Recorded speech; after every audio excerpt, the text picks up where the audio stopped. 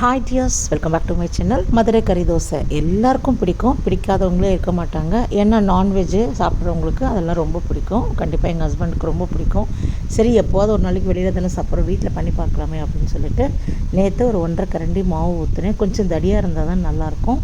நல்லெண்ணெய் ஊற்றிட்டு 2 மினிட்ஸ்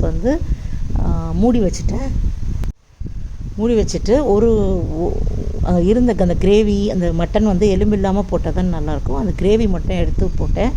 மேலே நல்லா தடவிட்டேன். அதுக்கு மேலே ஒரு முட்டை உடச்சி ஊற்றிட்டு முட்டைக்கு தேவையான சால்ட்டும் பெப்பரும் சேர்த்தாச்சு. இது நம்ம கொஞ்சம் ஒரு 5 மினிட்ஸ் நல்லா வேக வைக்கணும். ஏன்னா மூடிட்டு வச்சிட்டிங்கன்னா தான், அப்போ கீழே நல்லா இதானா தான் திருப்பி போடும்போது நம்மளுக்கு நல்லாயிருக்கும். இப்போ பாருங்கள், அது அப்படியே ஃபுல்லாக அப்படியே இதுவாகிடுச்சு. இப்போ நம்ம திருப்பி போடுற வேலை மட்டும்தான். இப்போ சூப்பராக பொறுமையாக முள்ளமாக எடுத்துகிட்டு பார்த்தீங்கன்னா அவ்வளோதான். திருப்பி போட்டாச்சு. திருப்பி போட்ட உடனே ஒரு 5 மினிட்ஸில் எல்லாமே ரெடி ஆகிடும். மேலே கொஞ்சமாக அழுத்தம் கொடுங்க லைட்டாக. அப்போ நமக்கு அந்த கறி எல்லாமே உங்களுக்கு அந்த தோசையில் எல்லாம் சேர்த்துக்கும். அவ்வளோ கமகமான சூப்பராக இருந்தது. பயங்கர பாராட்டு மழை.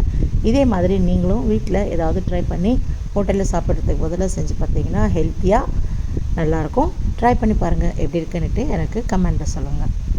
சேனலை சப்ஸ்கிரைப் பண்ணாமல் பார்க்குறவங்க சப்ஸ்கிரைப் பண்ணிக்கோங்க. பக்கத்தில் இருக்கிற பெல் ஐக்கானையும் ப்ரெஸ் பண்ணிக்கோங்க. அப்போ தான் நான் போடுற வீடியோலாம் உங்களுக்கு நோட்டிஃபிகேஷனில் சேரும். Take care dears, keep smiling, பாய்.